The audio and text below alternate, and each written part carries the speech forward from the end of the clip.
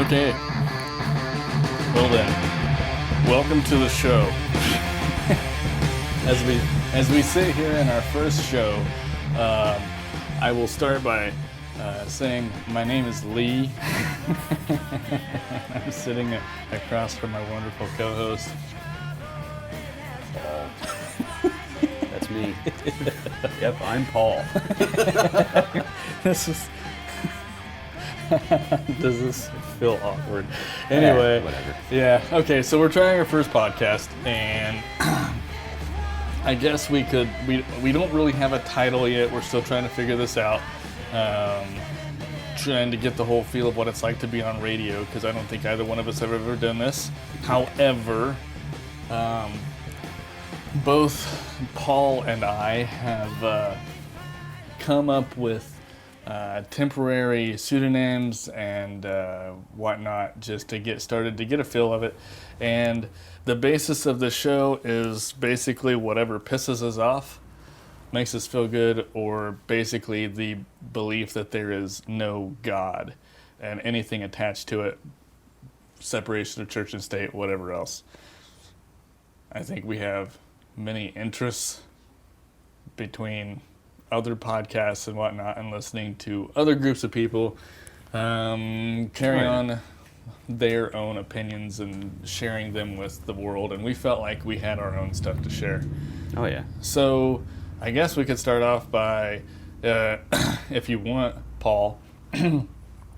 It's really weird and awkward trying to remember that. But anyway, we've never met before. No, we haven't.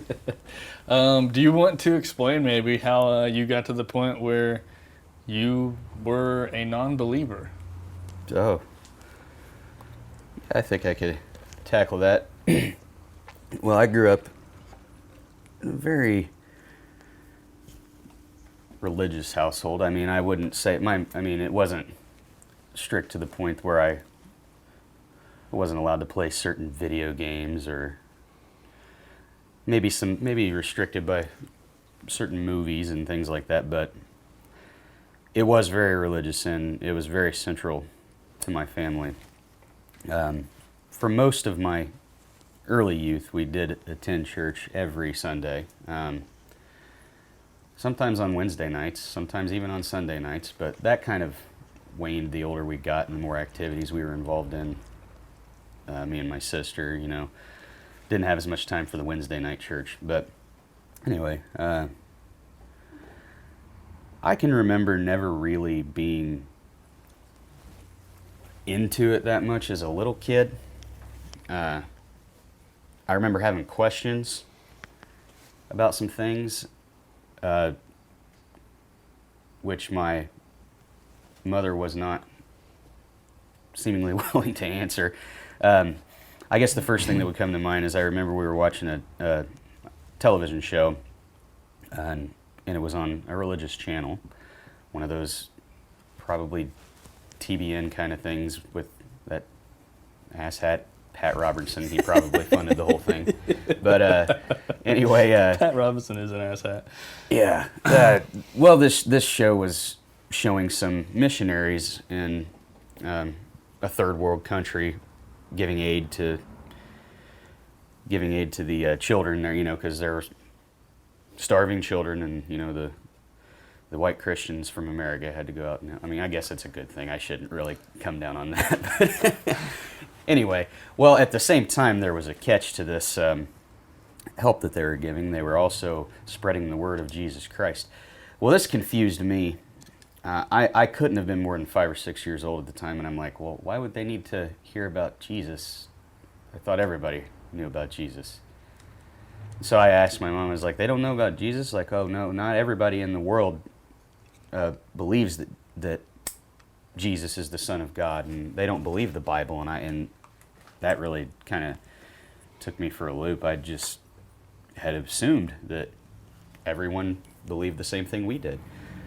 So that kind of got me thinking. I was like, well, what happens if these people never hear about it and they die? And my mom just basically, in the nicest way she could tell me, or say it, was told me that they went to hell, basically. That to me just seemed completely, really just wrong. And it bothered me. And that actually never stopped bothering me, even when later on in my life as I grew up a little bit. 11, 12, I would say that my most devout time as a believer was between the ages of like 11 and 13. That was the time when I feel like I was most sure that Christianity had all the answers. I was a believer at that point, but still every once in a while, even then, that would creep up into my mind, and I don't know. I'm kind of losing track here. Well, up to 13, you were a strong believer. So between 13 and 21, for instance, I mean, I know that the other day you were telling me that you were a firm watcher of Fox News, even at the age of 21. Yeah, at 13, I don't even think Fox News existed. But yeah, like when I was living with my parents, before I was getting married, I had moved back in with my parents. I had moved out initially for about a year, and I was a hardcore conservative. I mean, I really think that the attacks on September 11th kind of scared me into that mindset. Oh, really? I do think that had a lot to do with it. I think since I did have this religious upbringing and this background, and throughout my teens, I did struggle with religion. Like, I still believed it, but I didn't know. I had a problem with accepting that we just had all the right answers. Like my mom and dad they were hardcore. Like, this particular brand of Christianity is the way. Like, we've found it, right? Which is, I mean, they're not dumb people by any means, but if they don't take a step back and look at things like that. But anyway, back to the Fox News thing. I do think that there was a sense of fear that came about, there's always all of a sudden we had these different degrees of terror threat. We had all the colors, and I just... Oh, yeah. Yeah, and it also kind of seemed like that a lot of this was fueled, and this may have been Bush kind of pushing this idea, whether directly or indirectly, that a lot of this was fueled by that region's hatred for us being a Christian nation. And I just feel like it made me angry. It scared me a little bit, and I just reached right back for that Christian, I guess, comfort. I'm thinking, oh, God's on our side. I really believed that. I believed that God was on the side of the American people, and Bush was saying that publicly and calling those people evil. That we were fighting against evil. And I really don't know what made me come out of it. I'm just trying to think. Well, you mean, let's see. 2001, I was 22, so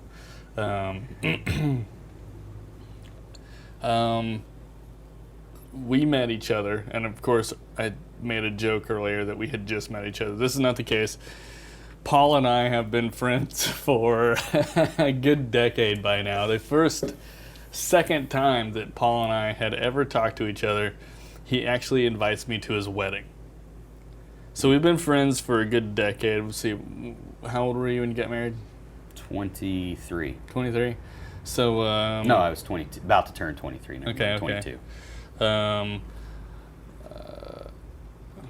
So September 11th has happened prior to us meeting each other.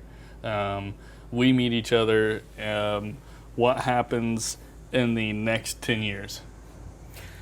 Oh, well, I think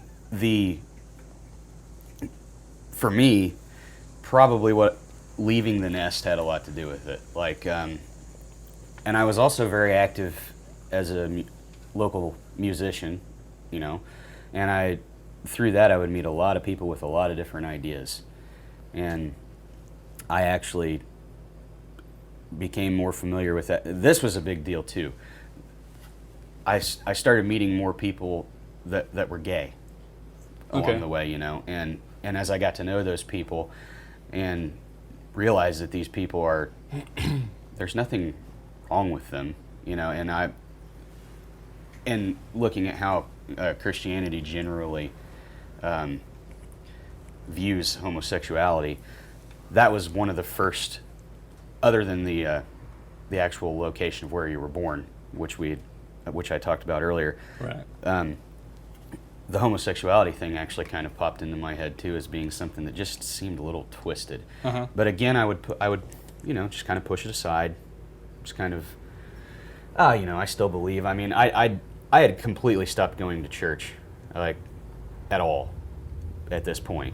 I was one of those kind of guys that still subscribed to all of the beliefs of the Christian, but didn't practice. I just was not a practicing Christian. But I would say I would fall into the category of the liberal Christian shortly after I moved out of my parents' home. And throughout that time, it was just the more I read, the more I became myself, because I don't think I was ever actually, I had never actually found out who I was when I was living with my parents. And they gave me a great upbringing. And I love them. They're great people. I do not blame them for indoctrinating me with the belief of Christianity, because that is just what they thought was... It's what they knew. It's what they knew, and they thought that was the right thing to do. And I can't fault them for that. It is unfortunate that that's the process, but I don't know. I really didn't get into the really critical thought about Christianity until about, I would say, 2006. Between 2006 and 2007 is when I really kind of started to internally really question things. Uh-huh. I was in a band at that time with some guys that basically I was the only believer in the band. Really? Yeah. I guess I didn't know that. The rest of the guys in the band were either agnostic or atheist. Okay. And I just kind of heard their points about things all the time, and I just, you know, they would get me kind of thinking. I would never say anything. I would never join in on the conversation. But I do remember one time, a person I worked with, I was working at a restaurant at this time, and we happened to get on the topic of evolution and things like that. And, she asked me if I was interested in that, basically in that area of biology, like, do I know anything about it? I was like, well, you know, I have a pretty solid knowledge of what evolution is. And I did believe that evolution had happened at that point. I was not an evolution denier. I've never been a creationist. Never. Not even as a teenager, never have denied evolution. Okay. But I didn't realize until way later on in my life that I was guilty of Orwellian doublethink when accepting evolution and also Christianity. And we'll get to that at some point, I'm sure. Cognitive dissonance, you know, shout out. But love you guys. Yeah, but anyway, she had asked me, okay, well, I have these DVDs I'd like you to borrow and see what you think. Well, I get these DVDs home, and I'd never heard of this guy at the time. And I pop him in, and this guy is a staunch creationist. He's talking about the 6,000-year-old Earth. Oh, really? And he's going through, and he's got his methods down. As for, he sounds scientific in his approach. The dude's name is, and I'm sure you've heard it, cue the laughter, Kent Hovind. Don't tell me you've never heard of Kent Hovind. I actually don't. I don't know if I do or man. not. This guy's the worst. He's probably the one of the most prominent creationist. Well, not anymore, because he actually got arrested for tax fraud, tax evasion, or something like that, and he's spending time in jail now. But anyway, I thought these videos were stupid. Okay. Even then, and she, as a believer. And this is someone who... I don't know what she actually thought about him. Okay. She seemed kind of like she was snickering about it when she was giving them to me, so she may have actually just had them for entertainment value. Okay. So anyway, I take these videos over to they're 6 set of DVDs over to a band practice, and we're kind of watching these, and I'm listening to these guys making comments about shit Kent Hovind's saying. And these guys are, more well-read than I am at the time. Okay. And everything they're saying, they're just blowing the guy out of the water. And so I'm just using that story as an example. Okay, there's more critical thought coming on. Then a couple years later, Bill Maher puts out his documentary Religious. Yes. Opened the fucking floodgates. Fantastic, fantastic film. Documentary. I watched that with my wife, and we both, I can't count how many times we both just kind of stopped and looked at each other like, oh wow, this guy's making a lot of sense. At the same time, about the same time that movie or documentary came out, I believe Ben Stein released one too. Do you remember this? Yeah, that was I can't think of what it's called. It's the intelligent. He's a proponent of intelligent design. Yeah. I think it's called Expelled. Yes, that's it. Yeah. Because I think he was mad that you couldn't pray in public school or whatnot, among other things. Well, I know he is, but that and he wants intelligent design to be taught alongside evolution. He thinks that it's a valid theory, and he thinks that he believes in academic freedom. Yes. Mm-hmm. And I'm sure we'll get into that a so lot. I only brought it up because at the time that this happened, I'm looking at the guy like, this is Ben Stein. He's a smart guy. Mm-hmm. I didn't even I haven't watched that documentary. I have not watched it, and I think I haven't watched it because I'm afraid it'll piss me off. Now, I have watched Expelled.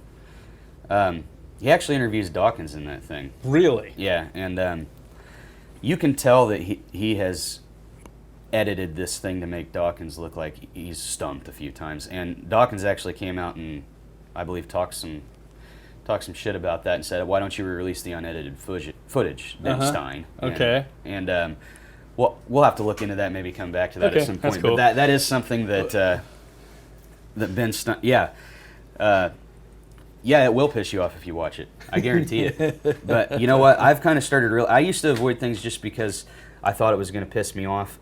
And then I realized I need to be informed as to what the other side is saying, what their arguments are, because they've got to be squashed. If we're only talking to each other, I mean, what are we going to accomplish? If we're only just spewing that anyway. Okay, Religious. So if a couple years go by, again, even after Religious, I'm about 28 at this point. I still managed to shelve it and say, well, I believe there's a God. I kind of got into that point. It was like, I just don't think that the Bible really... I'd kind of discounted the Bible. Okay. I thought the Bible had some nuggets of wisdom in it. And yeah, sure, there are some nice things in there. There are some words of wisdom in the Bible, but not any more than you can find in any other religious text. I mean, it's not special. It's really not a special book. Or general societal norms. Right. Yeah. I mean... So really what happened is I watched another documentary, and this one wasn't like so scathing towards religion. It was just kind of like let's shine a light on what all these people across the world think about certain existential questions. Mm-hmm. And this guy, the documentary is called The Nature of Existence, and this guy actually does travel around the world talking to people of different faiths, different existential views. And when I actually saw the diversity of worldviews that are actually out there, that right there, after I watched that, and then there was a companion series that they released with it, but it didn't even take me watching those. After I watched that documentary, I actually said aloud, that tears it. There may be a God, but Christianity is as false as any other religion in the world. Okay. It was just... There is no way one particular religion has this right, and thus begins my complete and utter fascination and obsession with finding truth. And now it's not so much finding truth. After that is what led me to read The God Delusion by Dawkins, God is Not Great by Hitchens. I read a lesser-known book that was really instrumental called Why I Believe by Ken Daniels. Because I could really relate to that one, because this guy, he was his religious background was even stronger than mine, but I could really relate to this guy because I'm hearing it from somebody who kind of went through some of the same things as I did, growing up. But yeah, that's for the longest time though. I would say, well, I'm a deist, you know. And then I would debate online, and atheists would tell me, "Oh, deism is just a transitional phase into atheism." and I'm saying, no, I really think there's a creator, and there may be. I still say that, even as an atheist, I can say that yeah, there may be a creator, but who cares? I was gonna say it can't be the Christian version. No, it just almost certainly not. I think even as an atheist, I don't think. I mean, you can say no, there is no God, but there is still no proof. There is no proof of a creator, I guess, if you will. No, and there's, I mean, there, I can see how one's mind could be inspired to think when they see something beautiful or they see something that they can't explain, like their mind. I think we're hardwired to try to fill in gaps because I think that we as people have a need to have closure on things. Like we have to have an explanation for everything. Right. If we can't explain it through our means of scientific method, people are going to jump right to God. And I do get that. I think that's human nature. I really do. I'm not saying that believing in God is human nature, but I think that trying to answer questions that we currently don't have answers for is human nature. And if we just can't find those answers, people are going to come up with ways to fill the gaps, and God is one of those. So, you're the person who went from deeply believing in God, starting to question your parents and whatnot, but they put a stop to that, and all the way through your mid-20s, it was there, and you gradually thought your way out of it. Right. Basically. I would say, like, when I moved out of my parents' house up until that point, when I told you I was like 26 or whatever, when I started hanging out with those guys in that band, I think I was just more apathetic. It's the rock music. That's what does it. Yeah, it's evil. But I think I was just apathetic for a while. I was just tired of even thinking about it. Mm-hmm. But it's pretty much since I've been a teenager. It's popped up several times. It's been a struggle. I can't imagine that not popping up with any believer, though. Just the questioning, why do I believe this? I really think that, I mean, any believer of even average intelligence is going to doubt every once in a while. Yeah.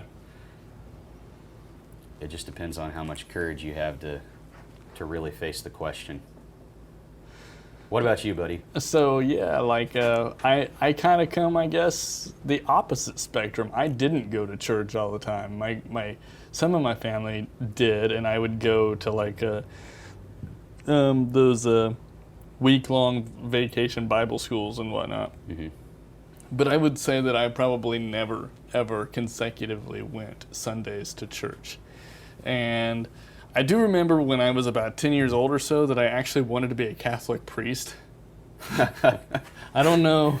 I guess there's a couple reasons. One, I thought it looked cool as hell to see that little white collar and their long black matrixy looking cloak of black, whatnot. I don't know. Yeah. But while that, of course, the Matrix hadn't even been released. However, yes, there was something cool about the clothes. But the second thing was, I don't know, for whatever reason, I've always had a fascination with just. Do I say fascination? I guess I'm just a good person, and I always wanted to make sure that people were treated with dignity. That's how I've always felt. As far back as I can remember, that's how I've always felt. But even wanting to be a Catholic priest, it wasn't so much about being a Catholic priest or religious. It was more so about being good to people.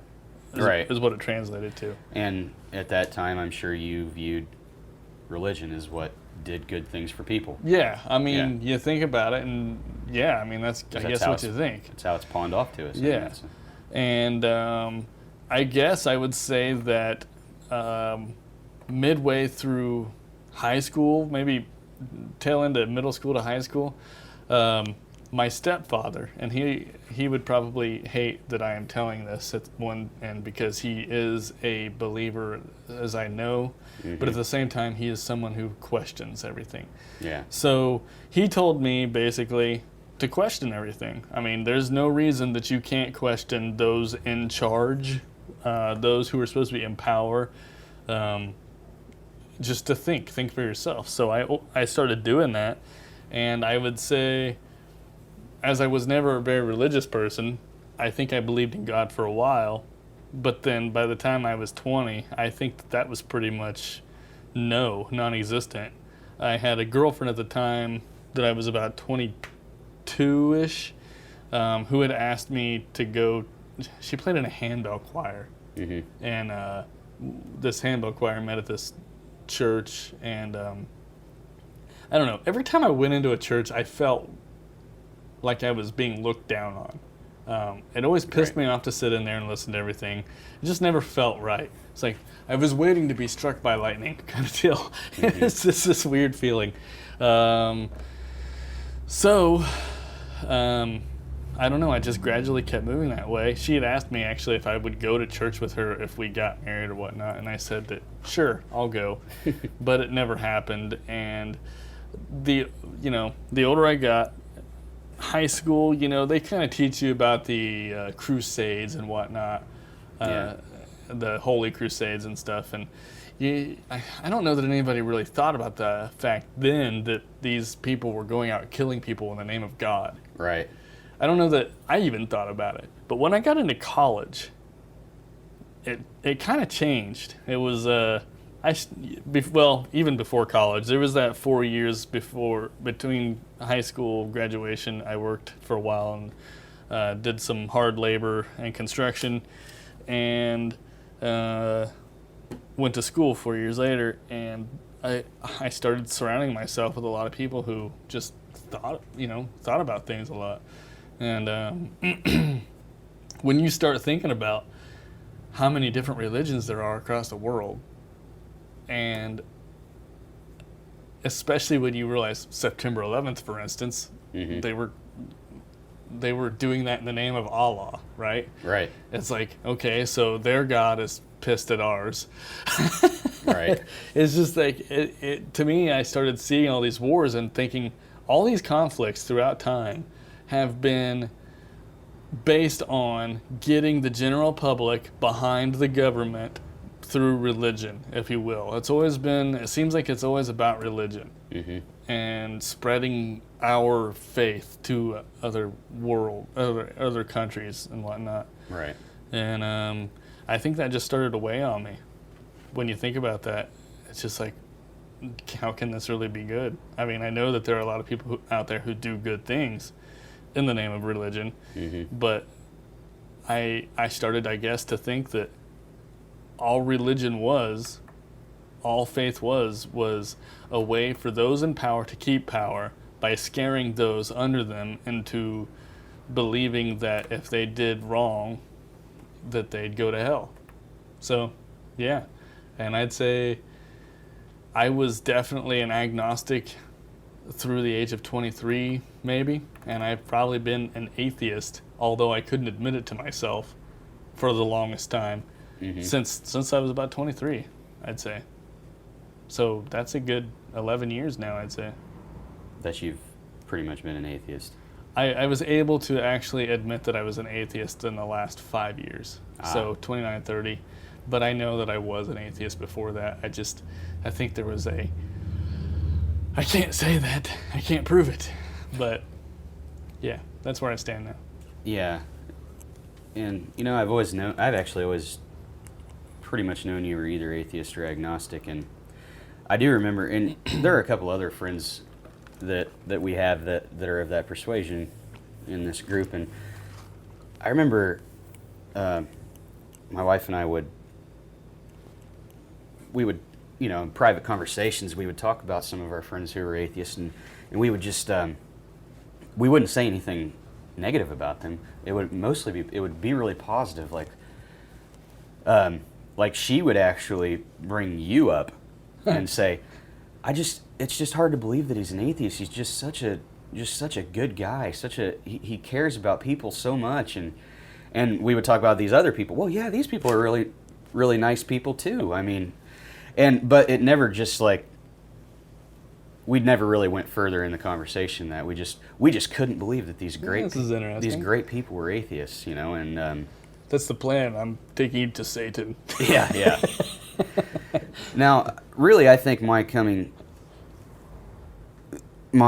total discounting of Christianity in general. I'm sure Christianity is going to be talked about a lot since that's what we know. But I think my first steps away from it were actually more philosophical than they were based in rational thought. Mm-hmm. I actually wrote something down here. It's not very long. It's from about a year ago, actually. Is it story time? And I just wrote kind of something to myself to get my thoughts, because I haven't even been able to call myself an atheist for even a year yet. Yeah.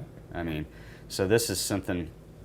I thought I'd just read a little bit from this. Maybe this would kind of put a better perspective on what I was thinking around this time when I was really coming to the conclusion that this is all bullshit.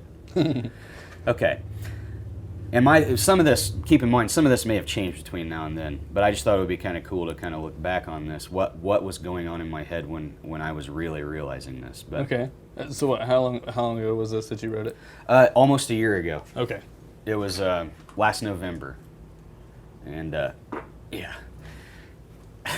Okay. Did you just fart? I did. All right.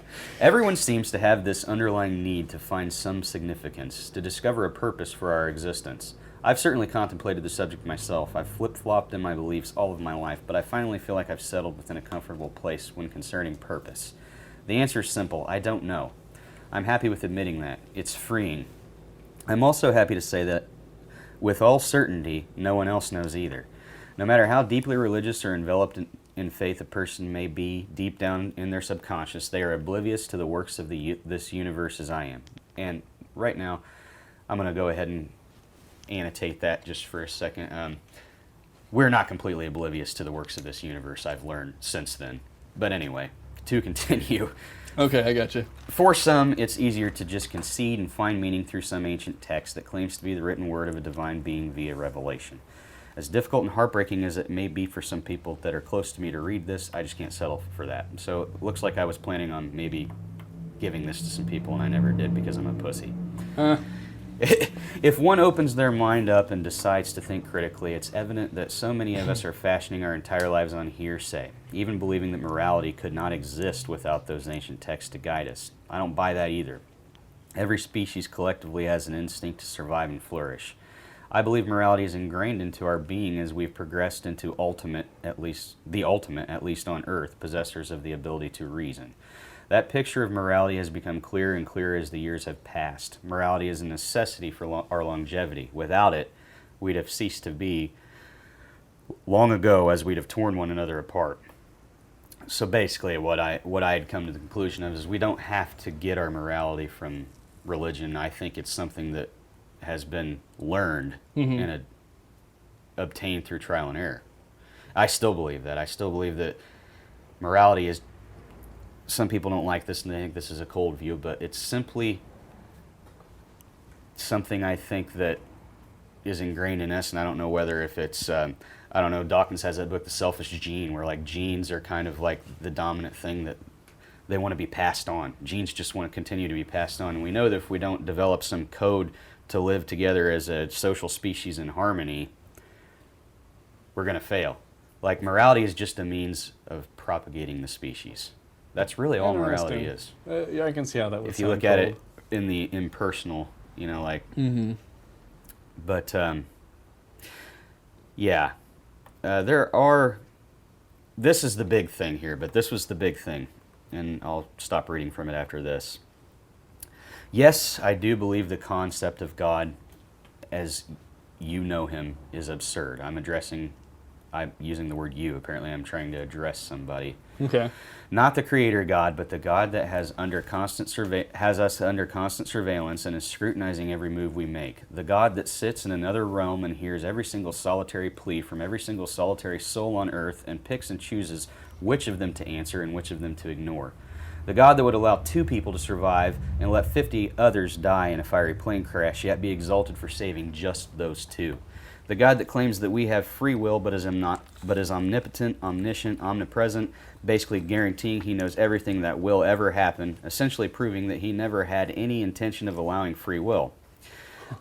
Are we unwitting members of an already written script, or is life just an improv and we reap what we sow? Take a pick, we can't have it both ways.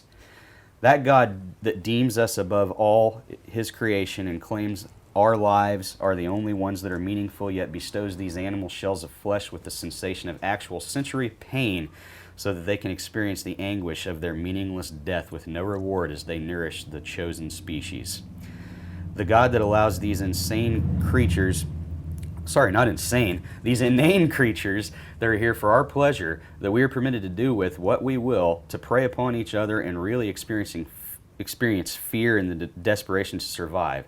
So yeah, I believe whatever created us did it and abandoned us to move forward with our own devices.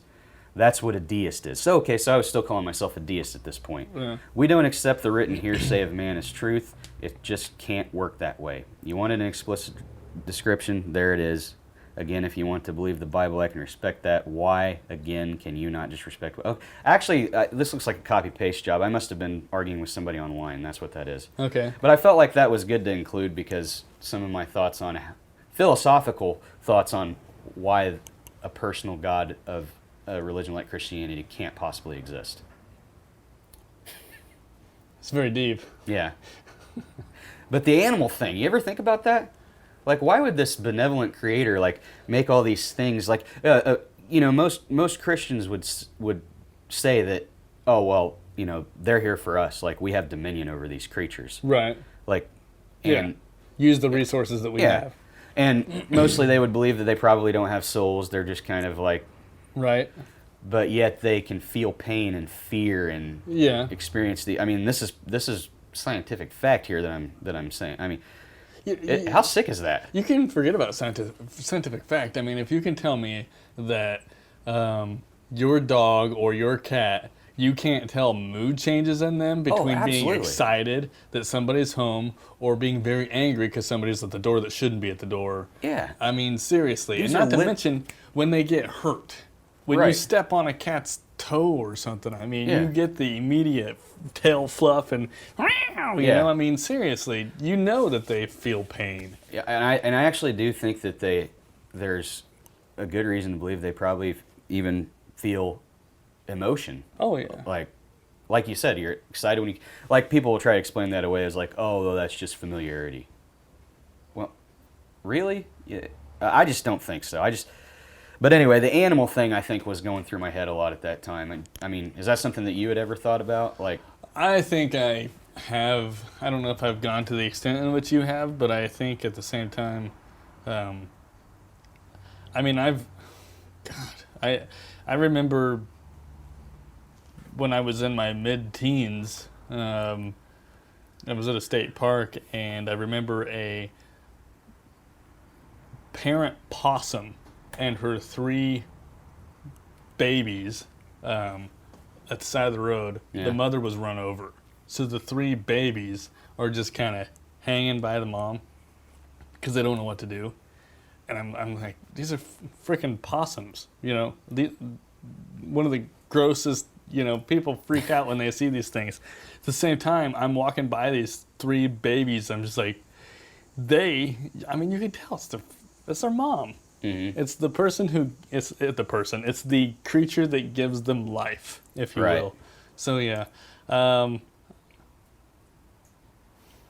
don't know. Maybe you could say familiarity, but I don't know if I can go that direction. You know, another thing I'll ask you if you've thought about this. Well, maybe you haven't because you weren't so enveloped in it, but the thought of this God, this Yahweh from the Bible, because that's really technically his name. This is from the God, I feel like an idiot. The Old Testament? The Old Testament, Okay. yes. Yeah, Yahweh is really, yes, he's the God of the Old Testament. But technically he's the God of the New Testament too. Okay.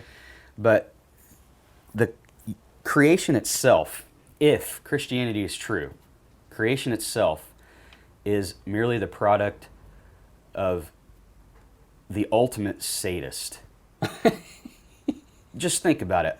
This being creates this entire universe of things, and then he has this chosen little rock, and where he puts these people, and he gives them these things that they must do. Uh-huh.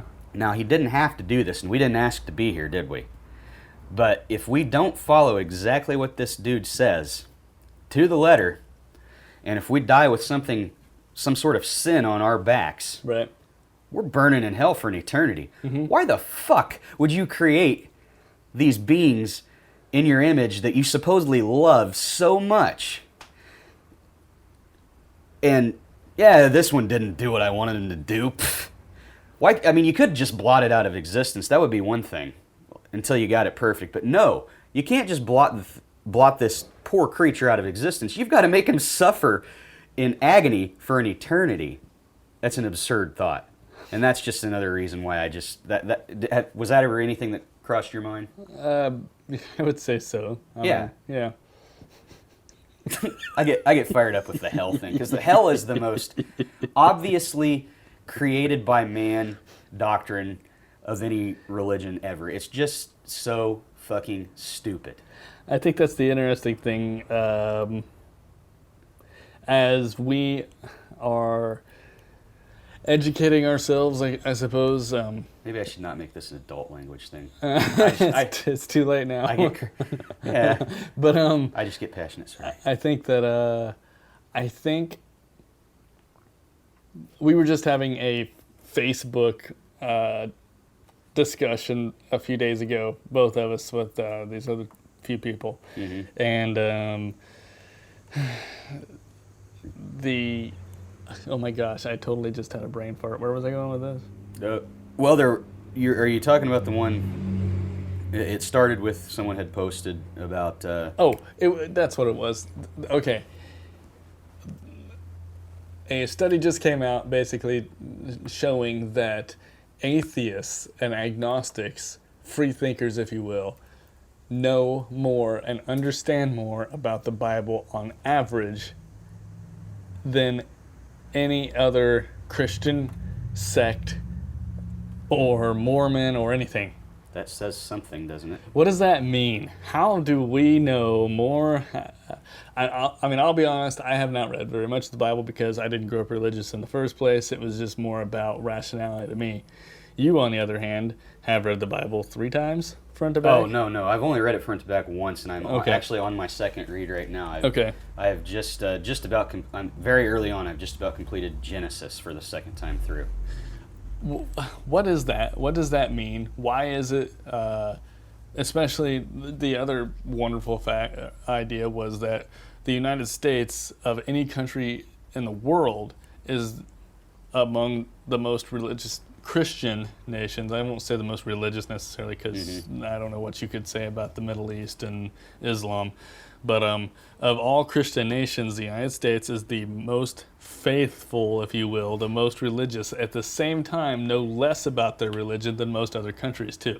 You know, I don't 100% understand that. Now, I did read, and I think it was actually in the God Delusion, that where someone had a theory as to why maybe America had become such a religious nation. Yeah, that's right. It was a nation of immigrants, you know, and a lot of people are coming over here. They've left what they know. They've left probably some friends, some family, and it began a tradition of falling back on religion for comfort. And probably that makes sense to me. I think that's a real good possibility as to why maybe America.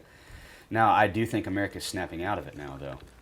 I think we're seeing the beginnings of America snapping out of that.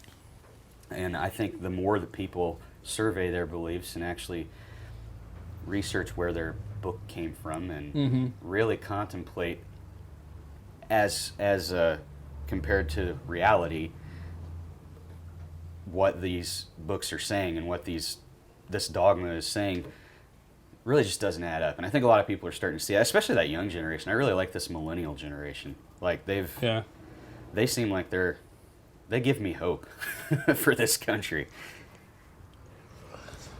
I think what is most interesting to me, and now keep in mind, being in the Midwest as we are, we're somewhat in the Bible Belt. Yeah. We are in a very, very conservative religious state as it is. Oh yeah. I sometimes, being an atheist in my general vicinity, and I think you feel the same way, you have a little bit of a nervousness. Now, granted, you have your parents, and I understand that. Oh, yeah. Whereas I don't have to worry about my parents. My family knows how I feel. In fact, my 2 other brothers are both the same way, on the same page as I am. But when it comes to being worried about whether or not you're going to keep your job or how you're going to look in the neighborhood, your community, people are, there was another study saying that atheists are the least trusted of groups. That's true. That study is out there. And I want to say religious groups, but it's funny how we are not religious. No, we're not. Those are the things I think that I find most interesting, and as far as the millennials go, I suppose, or anyone else for that matter, I'm getting excited at the idea that, yes, I do feel like there is a turning point happening, though it's still scary. But, I mean, you found this free thinker group in the area, and while you have not been to a meeting yet, I've been to several, and the feeling was so fantastic to see 10 plus other people who felt the same way about things as I do. And I'm seeing that happen, and it's just like, the group gets bigger, different people come in and out of it when they can come and come out, whatever. And it's just like, wow, people are starting to understand, people are seeing this, and I think there's a lot more of us out there than we realize that there are. Right. And I mean, I obviously have no real anything to back this statement up, but I honestly think that right now what is it? They say there's like atheists. Well, we'll not pigeonhole it to atheists. We'll throw in agnostics and just unaffiliated.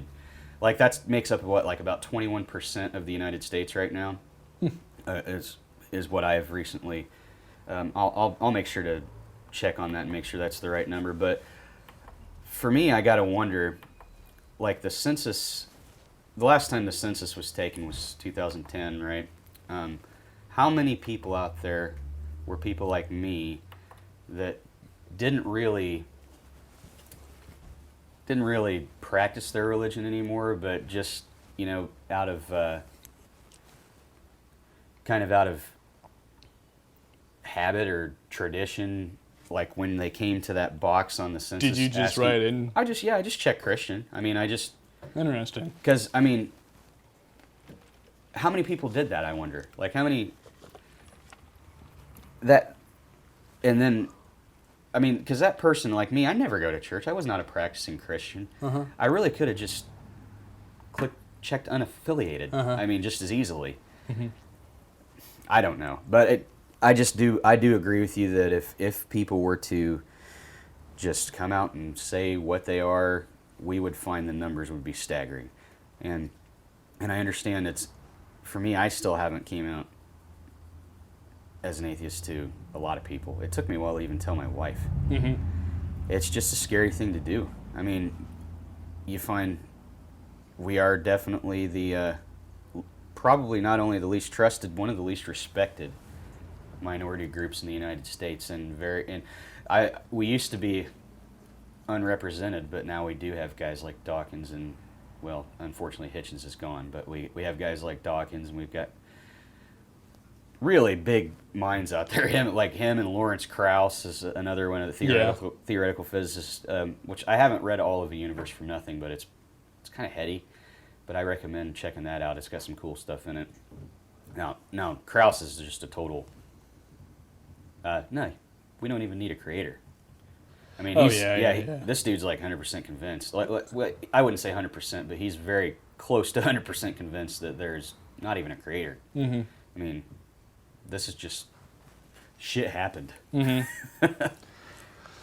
I think, and I don't know how much time we have left here, but I think what is most interesting is when you have the argument of these big-minded, intelligent scientists, whatnot, including going back to our founding fathers and whatnot. People are always trying to lay claim to particular people and saying, oh, well, they're a Christian. Well, they have to be a Christian. They said this about God. Mm-hmm. And I think that's what's interesting about the God delusion from Dawkins. As far as I've read so far, it's been interesting. I mean, there's been a lot of controversy over whether Albert Einstein was a believer or wasn't a believer. Right. Because a lot of people try to pin it on him that he said this or that about God, but... right. What's his... And he would use the word God in a superficial way, kind of like yeah, yeah. I hate to say it, but or do I hate to say it? I think that I'm getting really sick and tired of a lot of Christians laying claim to these people who have thought very deeply about everything around them, have freed themselves of what religious dogma was and thought about how the universe works. And I don't think there's anything wrong with that. I think people need to say it's okay. I mean, when you think about what science has brought us, I know a lot of people are like, but they're always wrong, you know? Mm-hmm. It's like, yeah, they get things wrong, but then they go back and they want to know why they got it wrong, and they go find the new reason, or, you know, it's... Yeah. Yeah. They do. I agree with you that a lot of religious people will latch onto certain great thinkers and kind of try to, hey, they're part of our crowd. Like Isaac Newton. There's no denying that Isaac Newton was a Christian, but he also believed in astrology. He also believed that alchemy was a viable science. It was just part of the time. Mm-hmm. You didn't just come out and say you were an atheist back in those. Mm-hmm. These are like the 1500s. Like, you could be killed for that in certain places. Yeah.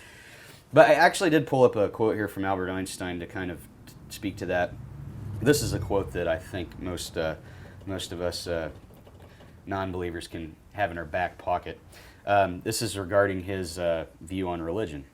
It was, of course, a lie, what you read about my religious convictions, a lie which is being systematically repeated. I do not believe in a personal God, and I have never denied this, but have expressed it clearly. If something is in me which can be called religious, then it is the unbounded admiration for the structure of the world so far as our science can reveal it. Albert Einstein. In a letter, March 24th, 1954. So, shut up.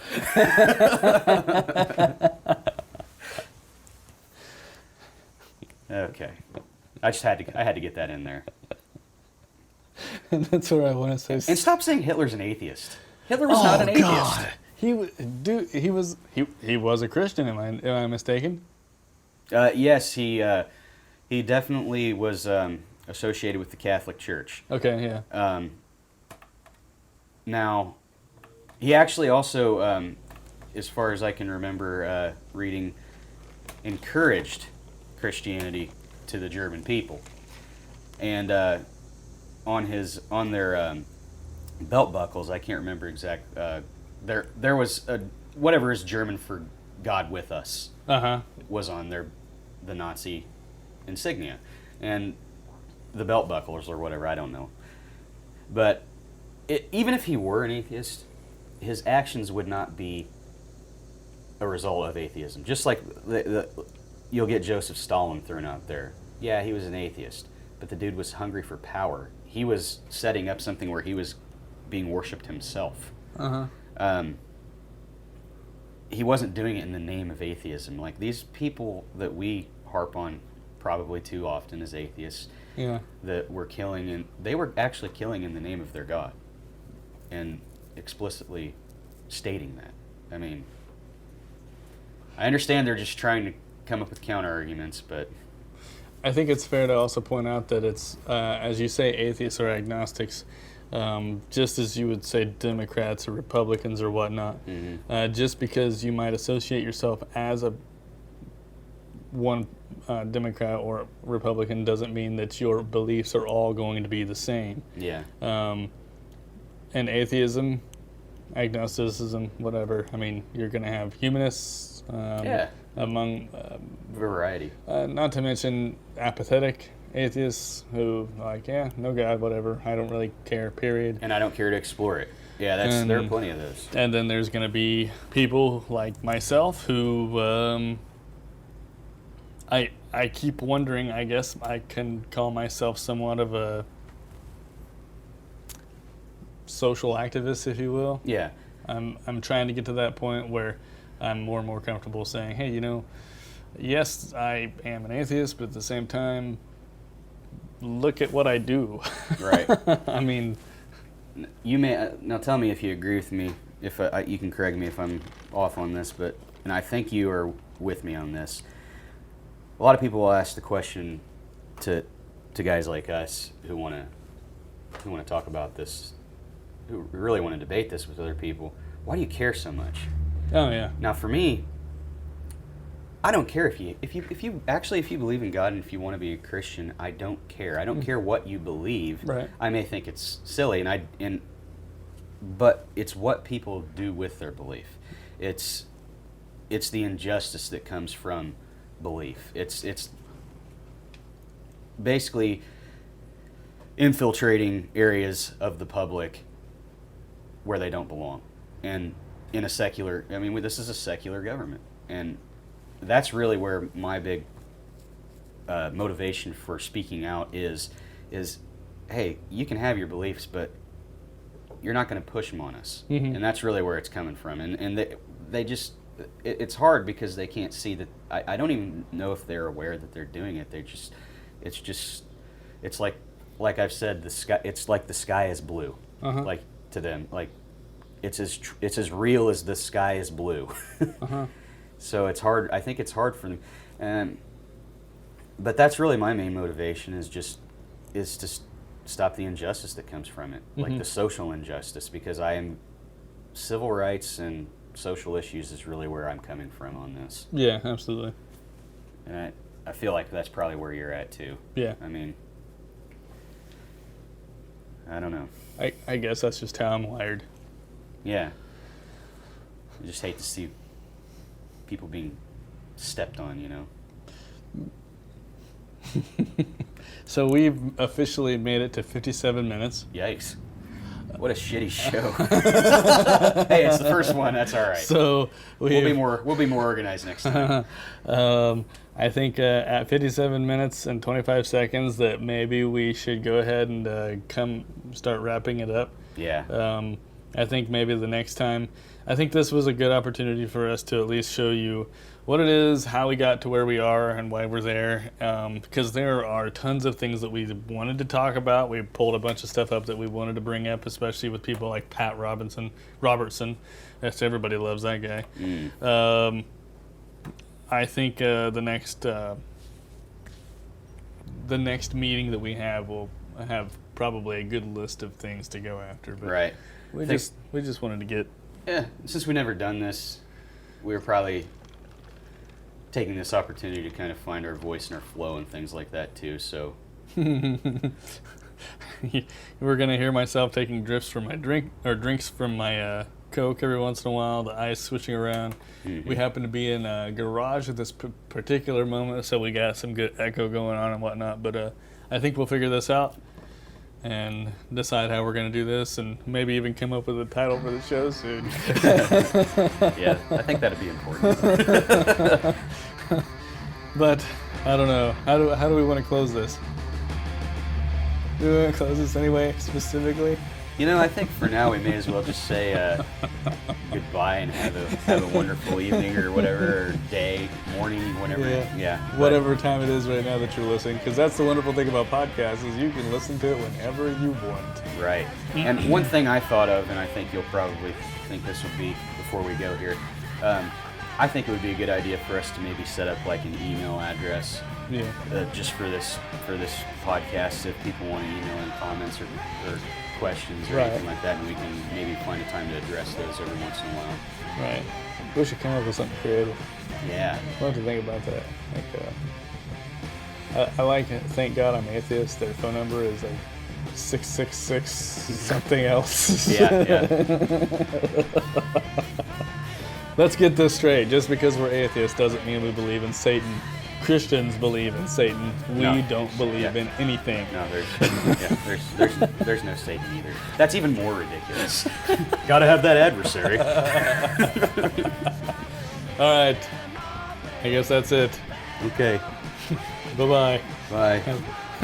We love you. Have a good one. We'll see you next time. Or I guess you'll hear us next time. Bye-bye.